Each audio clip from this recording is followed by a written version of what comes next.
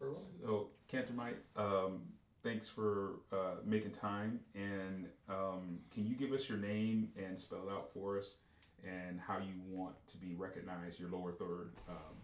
It's for editing purposes. Sure.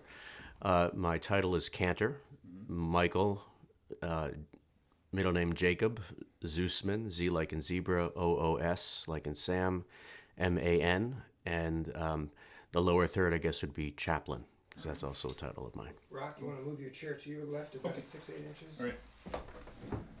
No, quite a bit more. You want to be Right up. adjacent to the camera as much as you can. Right here? It's not bad. Yeah, Yeah. that's good. I just want to make sure I don't get my head or I'll my let shoulder. you know. Okay, all right. I see your eyeglasses now. So, you can, so move to your right an inch. Perfect. Okay, all right. That's good. Cool. And I can't move, right? Well, you can. Okay, all right. Yeah, all right. So, Cantor Mike, tell me a little bit about who you are, your family, where you're from. Tell me a little bit about that. Who am I? I'm from Connecticut, West Hartford, and I'm Jewish. I decided to become a cantor because the music of the synagogue service moved me spiritually more than anything else. And I, after that point, was a cantor for many years and was moved to do chaplaincy for various reasons, and that brought me to prison chaplaincy. Do you want me to go into great detail with all this, or? Yeah, let's go down that road a little bit and see what we get here. All right. Yeah. Okay. So, like I said, I was born and bred in West Hartford, Connecticut. Your average nice Jewish boy, I would guess. Pretty middle class community, and had a very, very happy childhood. My mother died when I was a teenager, and that impacted me and drew me towards all things spiritual, I think. And for me, a lot of that had to do with music and the music of the synagogue service. And so I was drawn to the cantorate, to become a cantor, which is Jewish clergy who partners with a rabbi and leads a congregation in prayer and song and cantillation and music as a way to move the spirit. And that's the path I pursued. I went to undergraduate in Boston, a little school called Brandeis University. From there, I went to the Jewish Theological Seminary of America in New York and became ordained as a cantor, and we got my Master of Sacred Music degree. And then, before I took my first pulpit, I was asked to do a clinical pastoral education unit in a hospital, to be a chaplain in a hospital. And that really was life-changing. It opened up my eyes to how spiritual care can be provided in the times of greatest need. When I went to my first pulpit in Vancouver, there was a position open for the Jewish prison chaplain. When I was an undergraduate, I followed a friend of mine who ended up he ended up violently attacking his mother, who barely survived, and he suffered from mental illness, but the system did not allow him to. It didn't allow him to pursue that avenue. It didn't encourage it. So he ended up in prison, and I followed him throughout the prison system as a friend for many years. He ended up at Sing Sing, which is where they used to have the death chamber, of course. And so my eyes were open to that need for spiritual care and that crisis. And so I decided to do that in Vancouver, in British Columbia. I became the Jewish prison chaplain. That shook my world even further, and I decided to shift from the pulpit to chaplaincy with the idea of pursuing prison chaplaincy. I went back to D.C. I did my residency, clinical pastoral education residency in a forensic psychiatric hospital, St. Elizabeth's Hospital, where I met many individuals with documented severe mental illness who had committed crimes, who were deemed not guilty by reason of insanity. Many had committed murders, and provided spiritual care for them. wasn't able to find a full-time position in a prison. So I ended up working for Uncle Sam, the federal government, and I work as a federal hospital chaplain now. I'm going to exclude that part. Oh, okay, okay, Of you being a federal government employee. okay. But that's fine. So explain to me a little. Well, you already explained. Well, I think as long as you don't mention NIH, it should be okay. Yeah. But whatever. I still want to. Okay. Yeah, play it safe. Okay. You know how we don't know what the next administration is going to be. So Okay. Okay. You talked about a lot of this stuff. So did you get your love for music from your mother? She played an instrument. Or? Yes, I did. She, my mother, Irene Zoosman, she sang and played guitar. In fact, the guitar that I have here is her guitar. And she used to sing for me when I was not well and by the bedside, and that used to provide as much healing as any medicines could. I have many memories of being home from school, and she would play Yiddish songs for me and Hebrew songs, and that was very therapeutic for me. So that's where you get it. That's it. Yeah. Okay. Cool. My dad sings in the shower. Oh. Yeah. I do too sometimes, but Okay. I don't sound good, even in the shower. So as a prison chaplain, what are some of the things that I hate to use this term, liked about it? What are some of the positives and negatives about it, if any? If there are any negatives for you, what are some of the things that you learned as a prison chaplain as it pertained to, serving others in that capacity? The power of human beings to change. Not everybody can change. When one asks about what I've learned as a prison chaplain, that sits first and foremost in my mind. Many of the people I've worked with have done horrible things in their lives, but with time, with reflection, have been able to find personal redemption and to change their ways. Now, not everybody, don't get me wrong, but many, and one is enough. There was one gentleman I met in British Columbia who was in for a violent crime, and he knew that I would visit the hospitals. And around Hanukkah time, he knew that I was visiting different people, including children. He decided to make some dreidels in the prison workshop, and he wanted me to pass it out to the children. And it happened, I passed it out to the children, and I also passed it to a woman who was a Holocaust survivor who spoke Russian. And she gave me a message to give back to him about how she knew what it was like to be incarcerated. And he broke down into tears. So it's that type of interaction to see how people change, and when given the opportunity and the resources to make the world a better place, that redemption is possible for all of us. That's what I learned the most. And that's what was so gratifying about it, to be able to be an agent for that change, to be able to help people on that path, gives hope for humanity. Awesome, great. So, talk to me. We're going to move into the next portion of the interview, the longest portion, talking about people with intellectual disabilities and things of that nature. So, in 2002, Atkins versus Virginia, the Supreme Court ruled that executing people with intellectual disabilities was unconstitutional under the Eighth Amendment, cruel and unusual punishment. So, 20 years later, we're still executing people, federally, and 27 states across the country still execute people with intellectual disabilities. What does this say about our society? What does it say about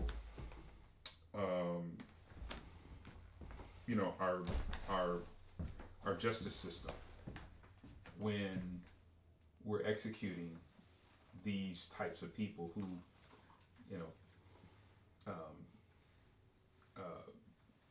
some say, hey, they have the mind of a child. They don't know what they're doing. What does it say about us? What does it say about us when we are executing people with intellectual disability and who might be considered to have minds of a child? I'm reminded of people like Dostoevsky, who, in his writings, would say that a society should be judged on how it deals with the people at what he would write, the lowest end of the totem pole. However you want to measure that pole, or by whatever means. So when it comes to people who are in need, mentally, emotionally, cognitively, the idea that they would be executed as a way of dealing with them is the most horrible reflection on our society that I can think of. And my mind immediately goes to other types of euthanasia protocols, particularly in Nazi Germany, where it was used. The T4 protocol was used for that reason. And also in my work as a chaplain in a forensic psychiatric hospital, meeting many people who have these documented disabilities, not only in the psych hospital, but also in prisons, where many people, like my friend from Brandeis, was there when he shouldn't have been there. He had a documented condition. It blows the mind to consider that a civilized society would be handling this issue in that way, through execution, as opposed to redemption, change, and hope. That's what I think of. Well, you mentioned the T4 program, and doing a little research after we last spoke. I mean, the Nazis used that on the ill, the disabled, the weak. I mean, how does that sit with you? I think I know the answer, but how does that sit with you that we're using the same methods that the Nazis used to execute people today? Mm-hmm. How does it sit with me that we in America are using the same methods that the Nazis used to execute many people today, whether it be lethal injection, the gas chamber, or otherwise, but particularly the most common form, which is lethal injection? As we know, lethal injection was first implemented in our world by the Nazis as part of Achtung T4 protocol, used to kill people deemed unworthy of life, as devised by Dr. Karl Brandt, the personal physician of Adolf Hitler. When that is carried out in any capacity in this country, it is a direct carrying on of the Nazi legacy on anyone. Kal v'chomer, to use the rabbinical phrase, all the more so when it's used on individuals with intellectual disability or mental illness or other form of disability. On January 27th, 2022, 2 individuals in America were killed using that protocol. Both of them had documented disability, Donald Grant and Matthew Reeves. January 27th happened to be International Holocaust Remembrance Day. That is how our country observed the day on which we are specifically meant to remember what the Nazis did. Not only that day specifically, not only for the Jews, but to all the victims of the Nazi horror, including the disabled. So for me, it's a direct line. And that's why people like Elie Wiesel and others stood so profoundly, spiritually against this horror.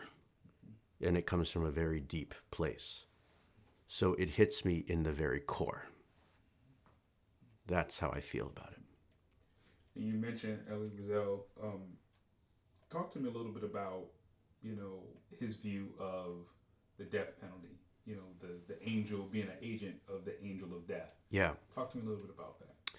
So Elie Wiesel famously said when asked about the death penalty, he said, "Death is not the answer." And there's a quote that he said as well. And I'm happy to read that quote for you. I have it right back here. Is that okay? Yeah. Okay. Because I don't want to get any of it wrong.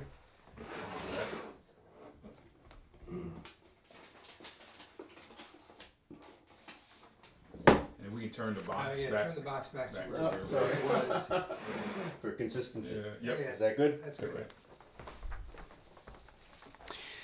So Elie Wiesel, who for me is the closest thing to a prophet when it comes to Jewish abolitionists, famously said, "Death is not the answer." He said this when asked about the death penalty.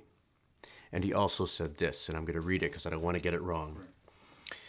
And I quote, "With every cell of my being and with every fiber of my memory, I oppose the death penalty in all forms.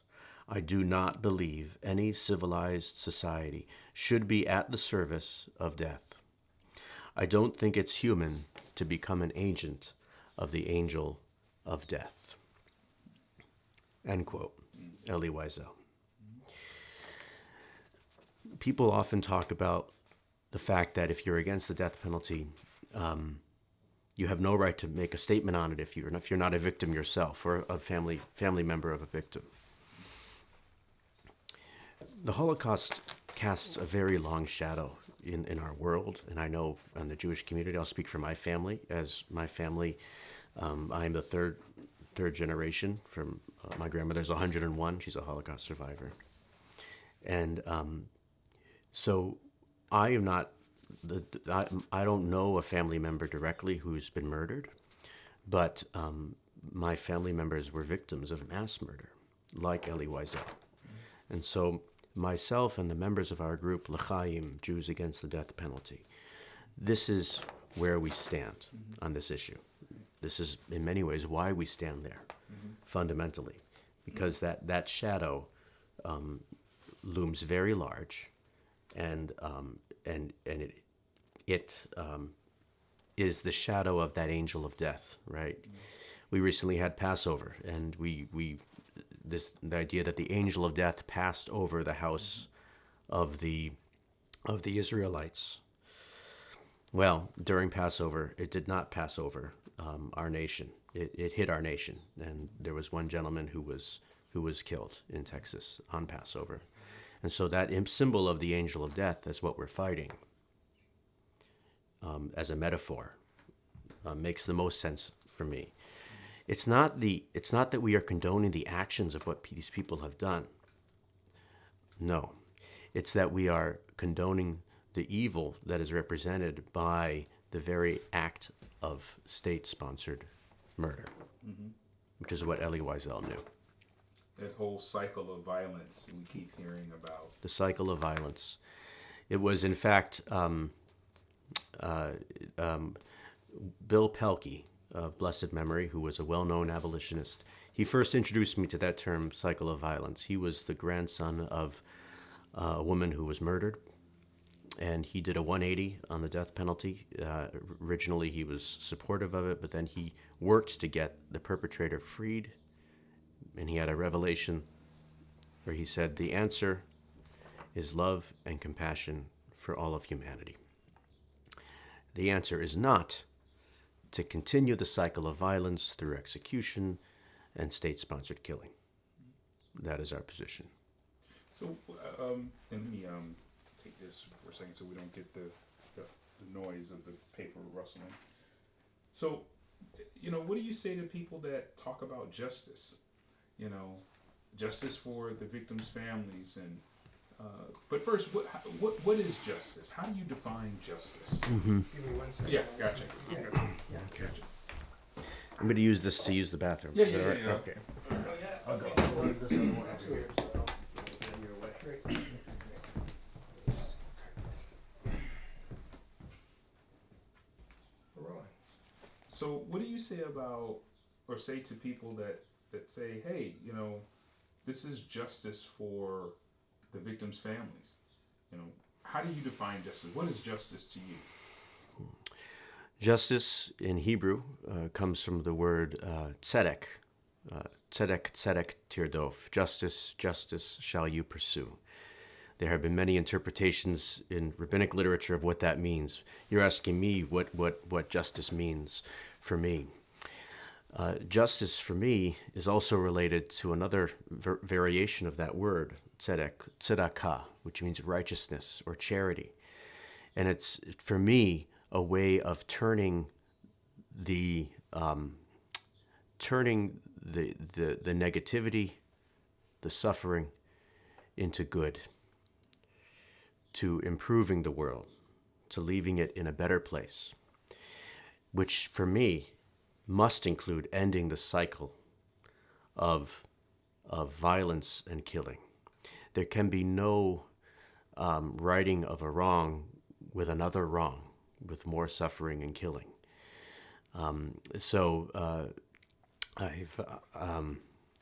For me, when I think of justice, immediately it goes to when I was a child and hearing stories of the Holocaust growing up.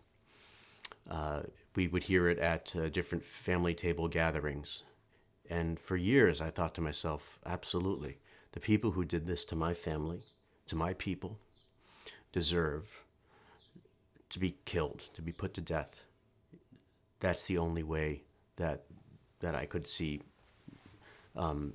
justice being served. And that's where I stood on the death penalty for years. Anybody who violated the social contract like that deserved to be put to death. It wasn't until I became a prison chaplain and started meeting people, and through my friend who ended up at Sing Sing and meeting other people who would have, in states that had the death penalty, qualified for that, that I realized that the people I was meeting were not the same people. As Brian Stevenson said, they weren't defined by the worst thing they had done.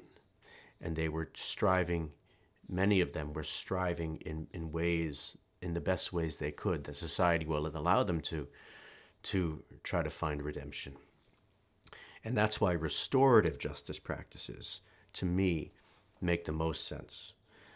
Practices that were carried out in our land by Native American communities, where there were attempts to bring together the perpetrators and the victims to find some form of way of moving together that didn't include this continuation of the cycle of violence.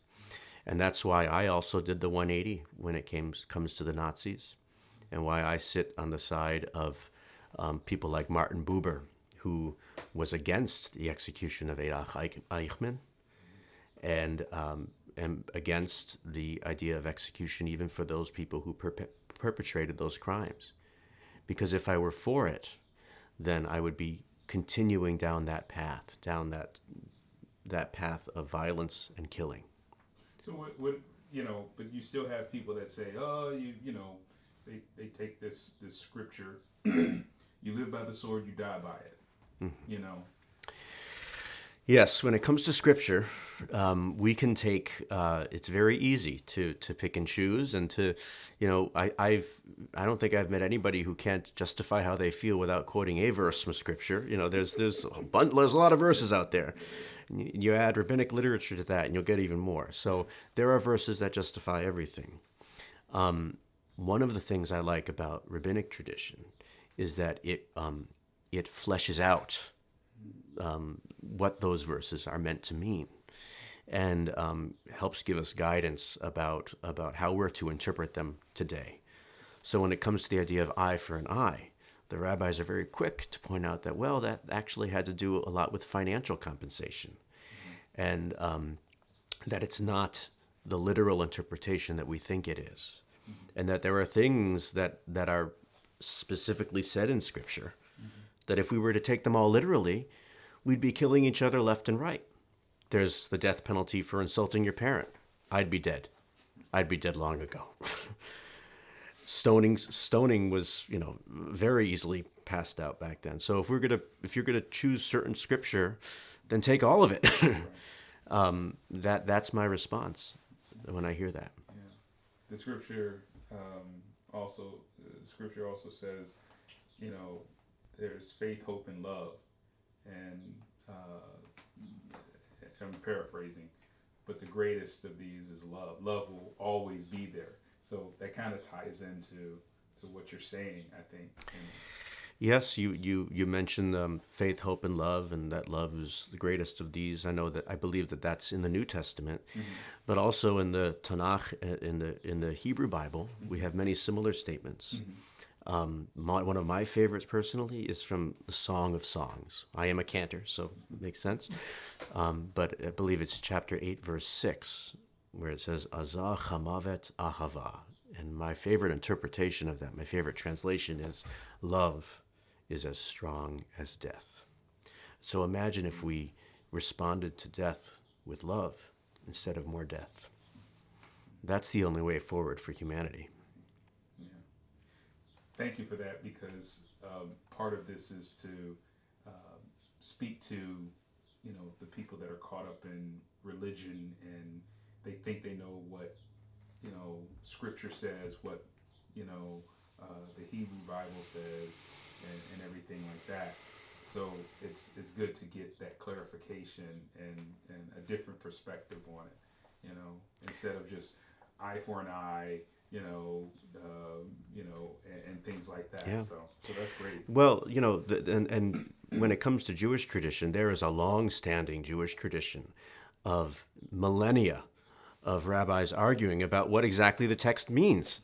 So, and the questions are welcomed and allowed. And it's, if anything is clear, it becomes clear that it's not so clear and that we are allowed to debate and argue. And that's why from day one, since we started L'chaim, Jews Against the Death Penalty, I've said openly, let there be another group, Right.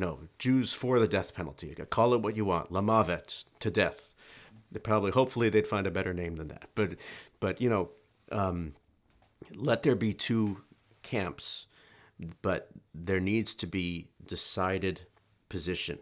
And the Jewish community needs to awaken to the reality that this is happening in this country and determine where we stand on it, not only in the context of Jewish tradition, which is, of course, very important. I'm a cantor, and also culturally, in the wake of the events of the last century in Europe and what state-sponsored murder and state-sponsored killing means. Are we willing to have that? I'm not. Eli Wiesel was not. We are not in L'chaim. And so it's informed by Jewish textual tradition, yes, which allows for our position, but it's built upon by the realities of what we've seen in the world and what's happened to our people. Mm-hmm. So,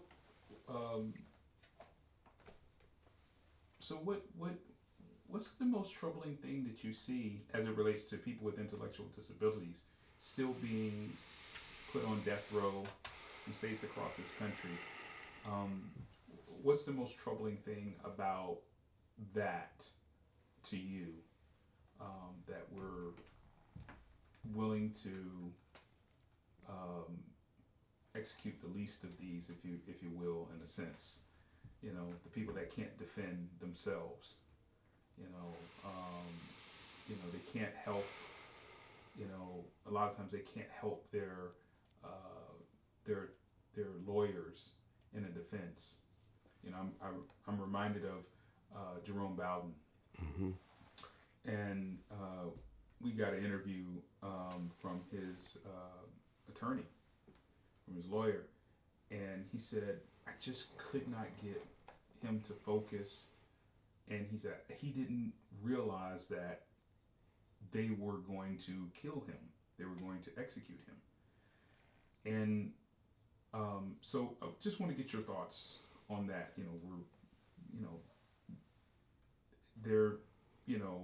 We talk about the least of these. We talk about people that can't defend themselves, but yet we talk about our justice system and how Lady Justice is blind, and there is this this balance, supposed to be this balance and protection of people that can't defend themselves. It's a lot there. When I consider the fact that our country is executing people with intellectual disability and who have the minds of children, the immediate reaction I have is one of abiding shame. Shame on us all for allowing a country to come to this and for allowing a system to be created in all our names that does this. Because people might argue, well, it's not in my state. Last year, it happened in the federal government with Corey Johnson, a man with intellectual disability who was killed in the name of all Americans. Yeah. So my response as a chaplain, shame on us all. Yeah. That is my response. I mean, you could talk about Dustin Higgs, Lisa Montgomery, Alfred Bourgeois, all committed heinous crimes, but it just doesn't seem like, we really take all of the truth about their lives into consideration. Absolutely. Dustin Higgs, my pen pal, who also had documented intellectual disability, and who also, I will go to my grave believing was innocent of the crime that he was accused of,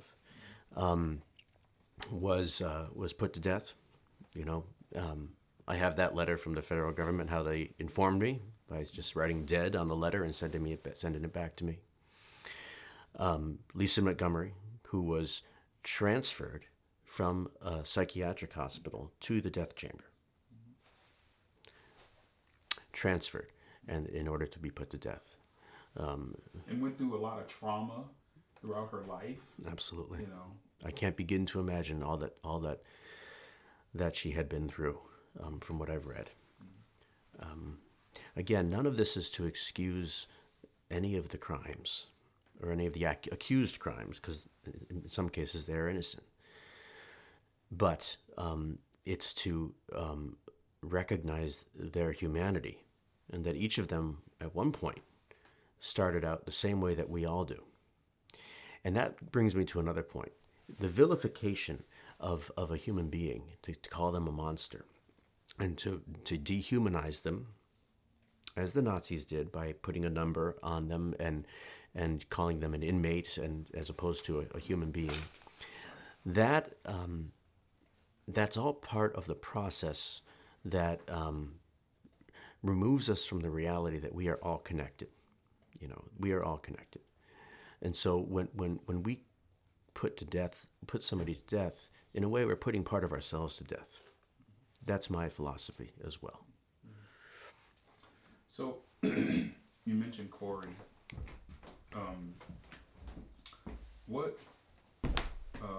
we're going to get into the inmate versus pen pal and things like that.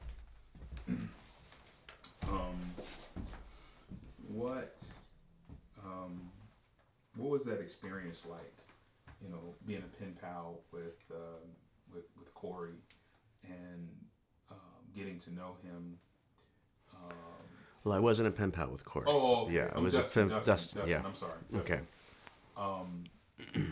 What was it like being a pen pal with Dustin and getting to know him and getting to know his case? What was that like? You shared that you'll go to your grave believing that he was innocent. Yeah. So what was that like with that experience? Well, Dustin was Dustin John Higgs, a Muslim named Sharif, was the third individual that I corresponded with on federal death row. I reached out to him after he got his date with a letter of apology that our society was doing this to him, and that we were able now to communicate via email. And we developed quite a close email connection for the past few months of his life. And I learned about his case. I learned that the crime that he was accused of committing took place just down the street from where I live. Not that far. I could take you there. I used to take my bicycle there all the time. It's on a public street that passes through federal property. I live in Maryland. The crime occurred on the part of the street that was that was under the auspices of the federal government, and that's why he qualified for the death penalty. Had it been up the road, no. Now, his co-defendant admitted that Dustin did not order the executions, order the killings of 3 human beings. May they rest in peace. The prosecution said that he did order those killings. He denied it. His co-defendant denied it, and yet he was put to death for it. So there was controversy on multiple factors. 1, the fact that he had intellectual disability documented. 2, the fact that he was not the trigger person. But 3, in my mind, the most compelling is that it was not anything that he ordered or intended to happen. And there's an affidavit sworn and signed. I have it by his co-defendant to that effect. He was the last person put to death by the federal government, and I believe one day he will be exonerated. So what was it like to get to know him? I got to know his spiritual grounding. He was Muslim. I was Jewish. We met with many shared greetings over email, shalom aleichem, salam aleikum, many shared words of and ways of approaching the sacred. And it was actually the January 6th attempted insurrection occurred right before his execution, and we were emailing about that. And he was so upset to see what was happening in the country. It was very hard to lose him. He thought that he would be able to survive. He thought that he would, and his last words were, "I was innocent." I mean, all of these cases have to take a toll on you here, because you get to know these people personally, and even you mentioned how one of the tactics is to dehumanize these folks, and I guess that's why you choose to call them pen pals rather than inmate or what have you. So yes, in order to put somebody to death, the Nazis knew this well. You have to dehumanize them.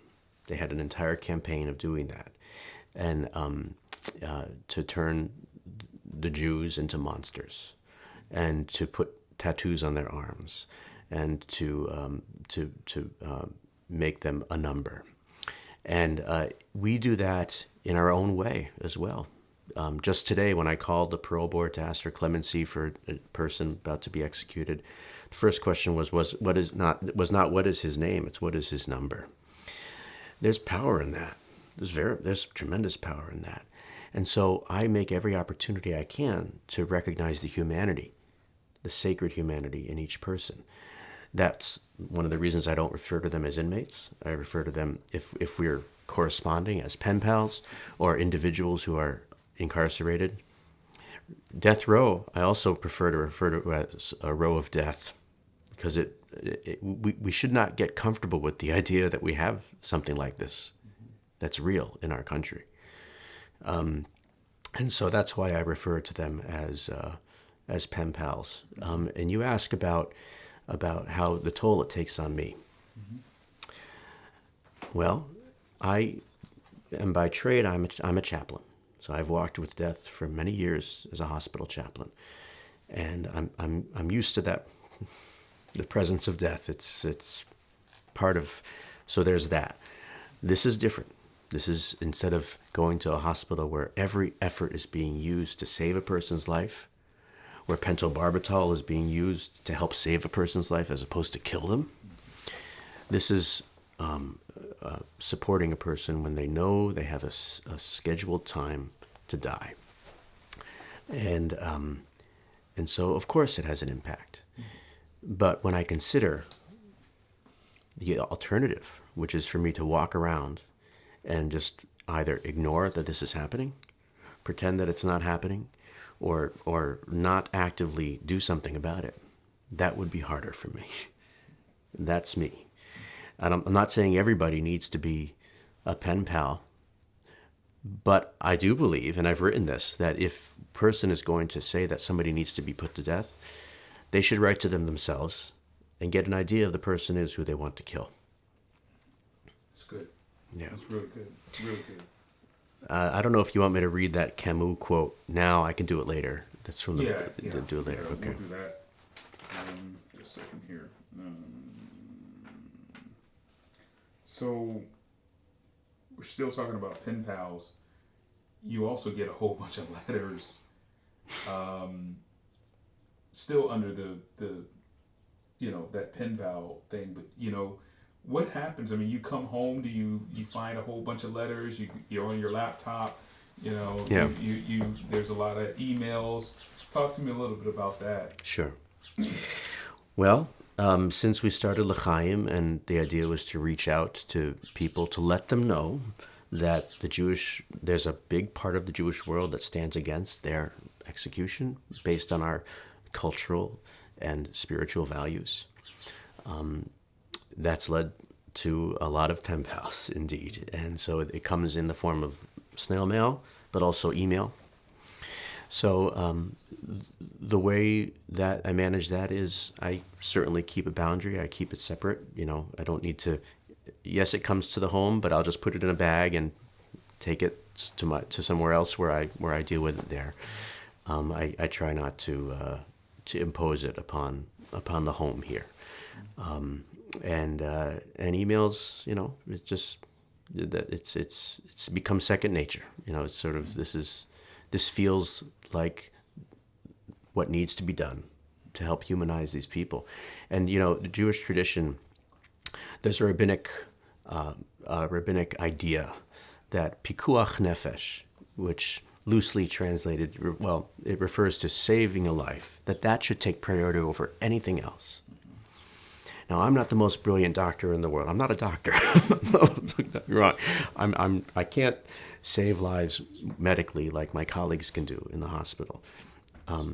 But this is a way that we can save lives.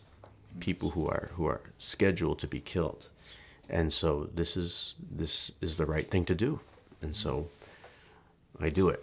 Right. So let's talk about L'chaim. What is it? What's your goal? I know you kind of stated a little bit of that with the previous question, but and just talk to me about it. And some of the things you do from day to day. I see you posting all the time. Mm-hmm. There's a lot of great stuff. So talk to me a little bit about it. Sure. Well, I got into all this thanks to my friend and colleague Abe Bonowitz. Now, Abe's been an active death penalty abolitionist since I was in diapers, and he's Jewish, and he founded the group Death Penalty Action. It's one of my most honored titles in my life is to be a advisory board member on that group. They are in the front lines on every execution. We connected during the pandemic when there was an execution in Missouri, and he found out I was a Cantor. It was in my email, Cantor Mike Zeus, and he said, "Do you want to sing something at the vigil?" And the fact that all these vigils now, because of the pandemic, were being done online, I was able to do that. So I chanted Psalm 23 in Hebrew. He saw me wearing a shirt that said, "I am Troy Davis," and so he I think I sent him a picture of that, and that's how we got connected. Anyhow, so that then made me realize that there are a lot of vigils out there. And the Catholic community does a wonderful job. The Catholic Mobilization Network, they have vigils. That the Jewish community needed to have a presence here as well, a fixed presence. So initially, that was my role. And then talking with Abe and others, we felt that there was also a niche to work to mobilize the Jewish community, specifically. So Death Penalty Action has a page on their website called Jewish Action, and we gathered all these rabbis and all these different sources to talk about why we should be opposed to the death penalty and how we can be opposed to it. But in addition, we felt there was a place for a dedicated social media presence, and so that's how L'Chaim was born. Originally, it was called the Jewish Abolitionist Society. JABS for short, because jab is like an injection. I was being cute. That didn't last that long. So we came up with other ideas, and ultimately, within Judaism, it's a well-known phrase throughout the world now, l'chaim, to life. Most people know that phrase, and that's the bottom line. Are we on the side of death, or are we on the side of life? We're on the side of life, and so L'Chaim, Jews Against the Death Penalty, was formed as a safe place for people. We welcome all allies to the cause as well. So there are people who aren't Jewish, but the group itself is, geared around the holidays and the Shabbat, and it provides a Jewish lens for all of this. And in addition, we of course reach out to Jewish individuals who are on death rows, and others to let them know the Jewish community is on their side as well. And so it's grown. I mean, we have, almost 1,500 folks now, and I think it's going to continue to grow. So what type of things do you post to that social media page? You post a lot of pictures and sometimes letters and things. Yeah, we post on L'Chaim when we get permission. It's always with permission, because I do take with great seriousness the responsibility of confidentiality, that if a pen pal gives me permission to share some of their thoughts with our group, I'll share it. So ahead of executions, we've been able to collect comments of support from people from around the world, because we have many members from around the world, and I'll email it to them and let them know. All these people specifically are thinking of you, and this is what they say from around the world. So there's that. There's also a lot of posts about what's happening in different countries around the world. We're right now we're at a place where about 70% of the governments of the world do not have the death penalty. 70% of the governments of the world do not have the death penalty. So we're looking at all those that do. And like Singapore with Nagam. Singapore and Saudi Arabia, Iraq, China, a lot of third world countries have it, and we have it. So we're keeping awareness up of what these countries are doing, and making the Jewish community aware of what's going on. And don't get me wrong, I mean, there have been people in the Jewish world at doing this far longer than I've been involved, and we stand on their shoulders. Not only people like Abe Bonowitz, but the Religious Action Center, Truah, the Rabbinic Call for Human Rights, which is a group of dedicated human rights activists from the Jewish world. I mean, this has been, L'Chaim is by far not the only Jewish organization that's come out against the death penalty, but I would say we're probably one of the only ones that's specifically for that issue, and to mobilize people to move the needles until we don't have the needle at all. Yeah. Okay. I'm marking off things that you've answered. So being this pen pal, and as you're posting things to L'Chaim, what are some of the emotions that you go through? Because you're reading all these letters of the people of the condemned, and they have dates. I would imagine that it's almost like a ticking clock. And I mean, how does that set with you? I mean, I know if I was in that position, I'm like, wow, man, he's heavy. Yeah. It is. I mean, I'm not gonna lie to you. Certainly it is. But I can't. The other option is for it not to be done. One of the most compelling reasons to be opposed to the death penalty is exactly that ticking clock. And, that's what Camus said, is that whenever we think of, if we want to think of justice as a life for a life, well, to paraphrase Camus, we would have to, the person that we're killing would have had to have told their victim that, okay, I'm going to come to your house on June 24th at 6 p.m., and I'm going to inject you with something to kill you. Just letting you know. The element of psychological torture there is anathema to humanity. Camus realized that, and what we realized when we're communicating with these folks, from Dustin John Higgs to Orlando Hall to... I'm going to interrupt you. We're having a helicopter here. I'm just going to let that fly. All right. Where were we? Oh yeah, psychological torture. Yes, psychological. That's what it is. And so one of my intentions, because I was a pen pal with some folks as they were awaiting their final date, was to make everybody realize that this is what we're doing. This is the inhumanity of what we're doing. That people are looking at the clock, counting down, and there is no equivalence there. There is no moral equivalence to that.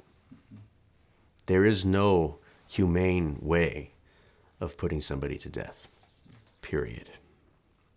So what do you normally write in response to these pen pals? They send you letters. You get letters every day, I'm assuming. What do you say back to them? Or via email? Sure. What do you say? The most common thing I'll say... You want to start with... Yeah. Most common thing I'll say when I respond. Oh, sorry. In letters, just remind me because I'll forget. Yeah. Okay. In letters that I get, and I get letters quite often, or emails, the most common thing I'll say is the phrase, "We stand with you and against the angel of death." We stand with you. I'll offer spiritual support as best I can. I work as a multi-faith chaplain in a hospital, so I've gotten fairly, I think, adept at being able to support one's own spiritual voice and support whatever the word spiritual means for them within their own religious framework, or if they're not religious, where they find spirituality. And so I try to find where that is for these individuals and lift that up and give them comfort. Many like hearing different aspects of the Jewish tradition of Hebrew words or phrases of support, and I'll offer those to help them find peace. For some, I'll ask them if it gets to this point, I'll ask them if there's a particular song that they would want to be used during the execution vigil online that Death Penalty Action offers.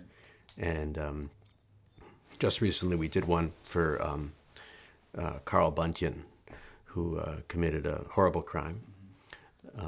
But of course we're against all instances of killing. And he was 78 years old. Right. Yeah. And the song that he said he would want was "Old Man" by Neil Young. So that's what we did. And that's how he was looked upon. He was the oldest person on Texas death row when he was executed during Passover. Right. During Passover, just to twist that knife just a little bit more. Mm-hmm. Mm-hmm. So how many letters do you think you receive in a week? Oh. Or emails? It varies, but I think overall I would say maybe if you add up the emails and the letters, probably 50. A week? Yeah. Wow. But the emails, a lot of them are short. It's not long. But still. Yeah. But I don't know. It feels very right. With each email, it feels this is the right thing to do, and I feel like, frankly, when people talk about eye for an eye, the only eye for an eye that matters for me is being able to look at my children in the eye, and to say that I stood on the side of what's doing the right thing to make society a better place, and that when I learned that this is what we're doing, that I was fighting against it. So it strengthens me to know, to really feel on a profound level that this is the right fight, the fight for life. Pikuach nefesh. That takes precedence. In this question, you've kind of this, like, what keeps you going, man? I mean, like I mentioned earlier, 3-4 o'clock in the morning, I'm seeing you post stuff because I'm up. Yeah. It's more than just, oh, I'm up because my child is up and I'm watching them. Okay. They're what keeps you going with this? Yeah. Is it your faith? Is it what is it? What keeps me going and what propels me to take such action? Well, all I can say is this. It comes from a very profound spiritual place. And I couldn't fully answer that question, but I just know in my heart that this is the right thing to do. And I feel propelled to do it. The closest approximation is what Elie Wiesel said. It feels like it's in my blood. It's in every fiber of my being. We cannot put people to death. We simply cannot cross that line. And so that's what fuels me. It comes from it's as if it's encased in my DNA. So yes, it is more than just having young kids and staying up late. I mean, I could be staying up and watching a show, but this is what I feel propelled to do. Right. So it comes from a profound spiritual place. Very passionate, man. Yeah. Yeah, I love it. Let me check my time here. See what time it is. It is 11:44. Okay, I gotta get to moving because we started at 10, right? Sort of. Sort of. Okay. Well, we've shot only 1 full hour of Okay. material. We're on Okay. our second full. Okay. All right. Cool. So, all right. So tell me. You already answered this one. Alternatives to the death penalty. What do you think is behind our country refusing to stop the executions? Do you think it's Here's the mailman. yeah, probably more letters? Probably more letters. Yeah. Or I'm going to ask you a different question. So what is like your average day? You come home from work, you grabbing the letters, you said that you usually take them to a different place. You talked about how you try to you separate that part from home life. I mean, describe to me what your average day is like. It's my average day. Young kids, get them ready to go to daycare, preschool. It's a rush in the morning, get them out the doors, make that happen. Traffic, go to work, make some calls on the way to governors, asking for clemency. And I'm at work with patients, have some downtime, and there are some times I can get things done that I need to. Come home and get some letters, put them away in my little bag here until the next day when I can have time of my own to address them. And emails periodically throughout the day. that I can quickly respond to. So it's just become routine. It's become a new reality that, but instead of bringing me down, it really does lift me up. It lifts me. This knowledge of a sense of mission and a sense of meaning. Oh wow, yeah, it's great. So you mentioned that that you sing songs for pen pals. Talk to me a little bit about that. Do you write songs, or do you just sing songs from the Book of Psalms or Book of Song of Songs? Or talk to me a little bit about that, and why you do it.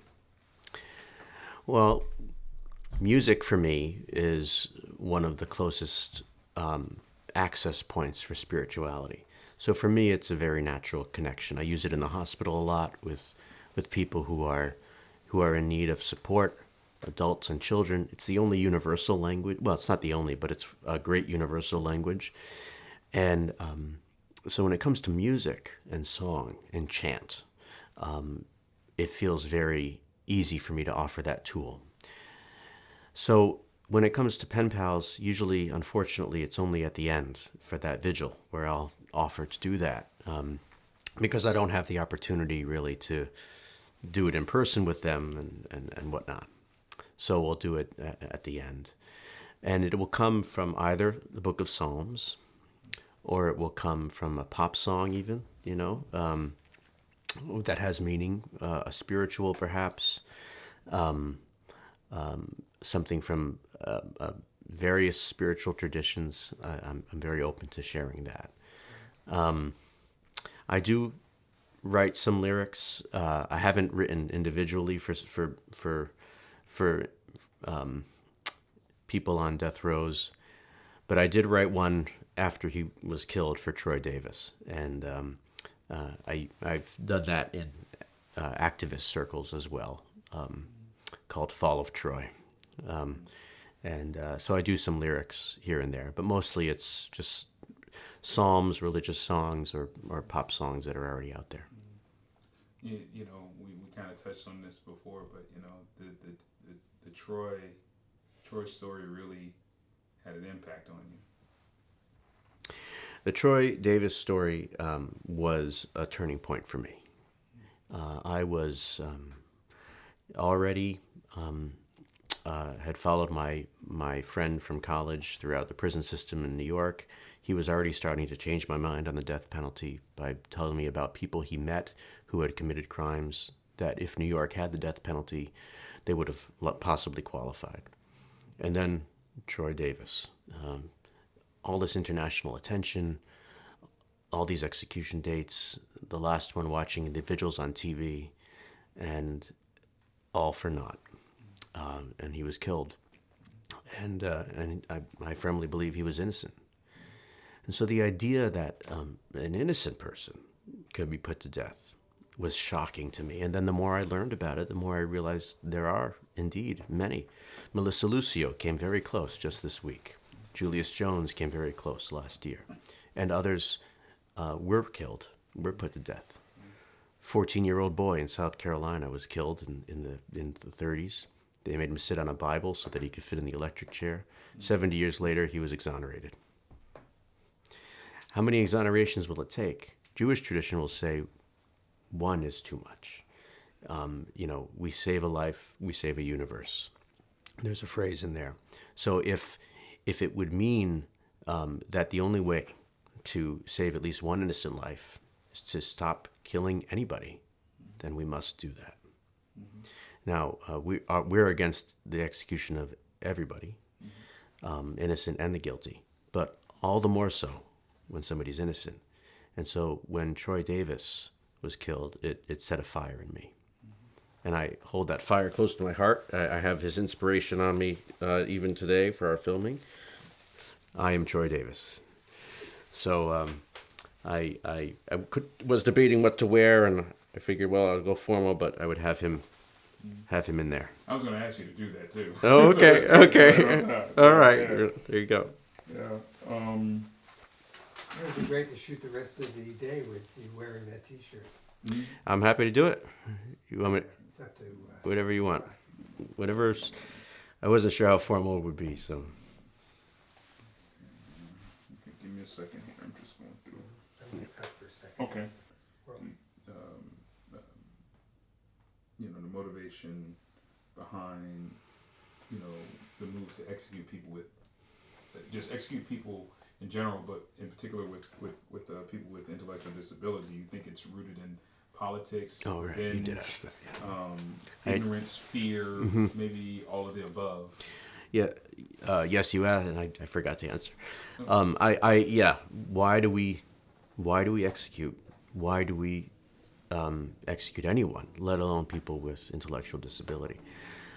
I think that a big part of it is this idea of separation, this artificial idea of separation, that this is the other, this is the monster, this is the dehumanized thing that we must remove from society.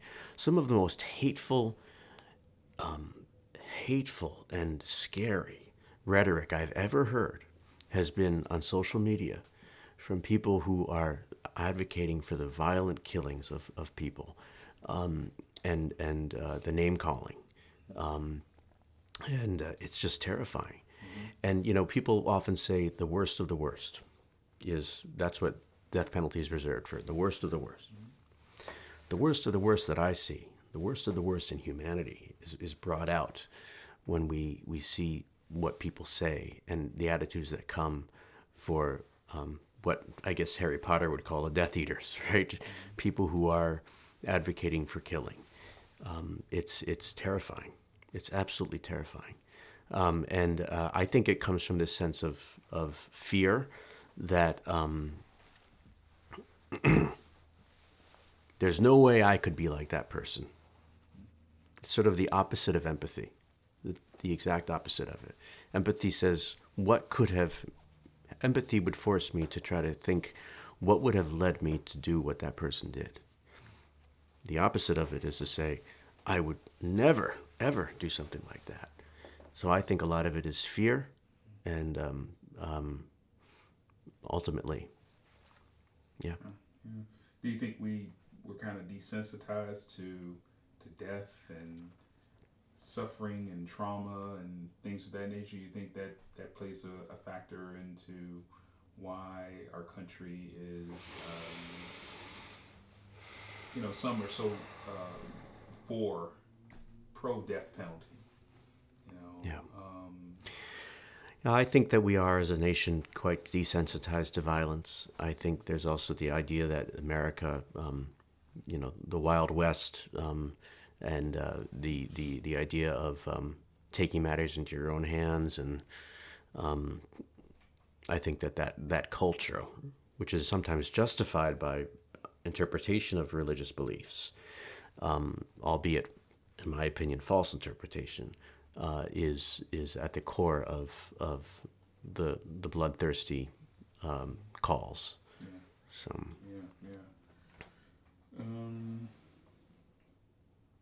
Yeah. We talked about the death certificates and how the death certificates under cause of death, it says homicide. So the state is actually admitting that they're murdering people, in a sense. I mean, what are your thoughts on that? My thoughts on the fact that the death certificates issued for executions say homicide. To me, I am in some ways terrified, but in other ways, I'm at least grateful that there's that honesty about it. Because medically, what did the person die from? Well, it was intentional death, so it was homicide. But what I'm reminded of more than anything when I think of those death certificates is the record keeping of murder, and the record keeping of state murder. And One article that we wrote was called The Banality of Execution, and it was a paraphrase of the phrase banality of evil, which is what Hannah Arendt used when she was describing Adolf Eichmann during his trial, and how he was so businesslike in just saying, I was following orders and I was just doing my job. What calls to mind for me, and I'll show you the document later, is the execution records that they make, the notes that they put together, where they talk about the process of killing somebody. Injection in the left arm, injection in the right arm, the time, okay, note the time, last breath, process completed. What do we call the process on the death certificate? Homicide. The banality of execution. That's what it is. And so it reminds me of other record keepers of that nature who killed my people.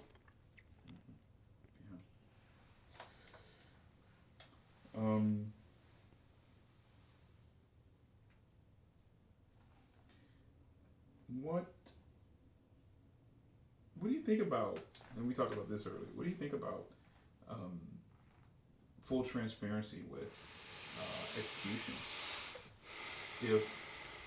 If that's justice, then, why shouldn't we have eyes in the execution chamber? Do you think that would change people's opinion of the death penalty? I think that if we had full transparency of everything that went into the process, from day one of issuing the execution warrant, the letters sent to the inmates, everything that they go through into the process of death, if everybody knew what is being done in this country, in all our names, federally and in various states, it would lead to the abolition of the death penalty. First of all, a lot of people are still not even aware that we have a federal death penalty. Others aren't aware that we have death penalty at all in certain states. The more eyes that are on this, the more light we can shine in that darkness, the better we can do to eliminate it. That's the only way, and that's part of the reason I do what I do in bringing it to the fore. The idea that states like Florida recently passed this law where they can shield the identity of drug companies that are involved in the procuring of drugs for lethal injection. It's the exact opposite of what we should be doing. They're making it less transparent. They're shrouding it in secrecy because I think they're afraid that if it was open to everybody and everybody saw what was being done, we wouldn't allow it to continue. Yeah.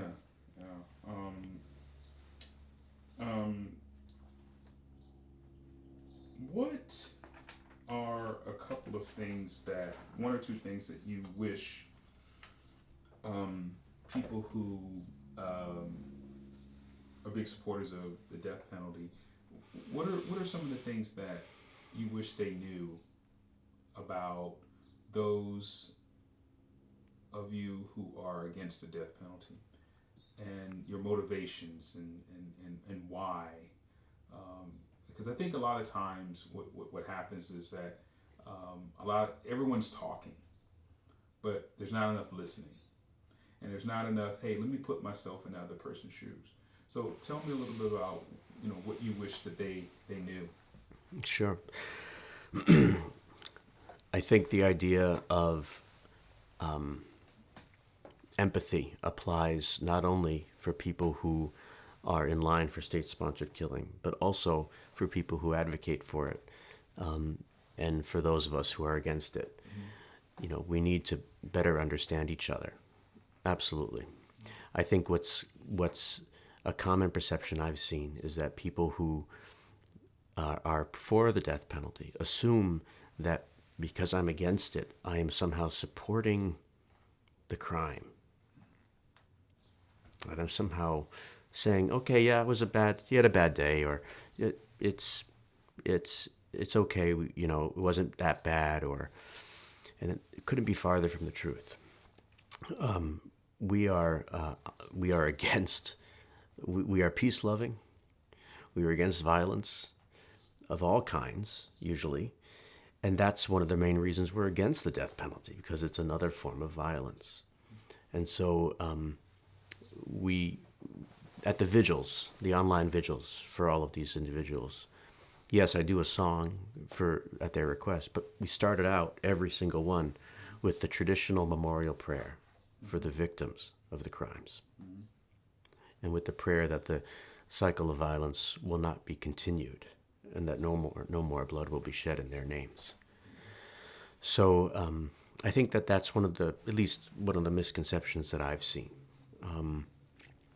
The other idea is that I've encountered that we're somehow against the maintenance of public safety, or that we're for anarchy.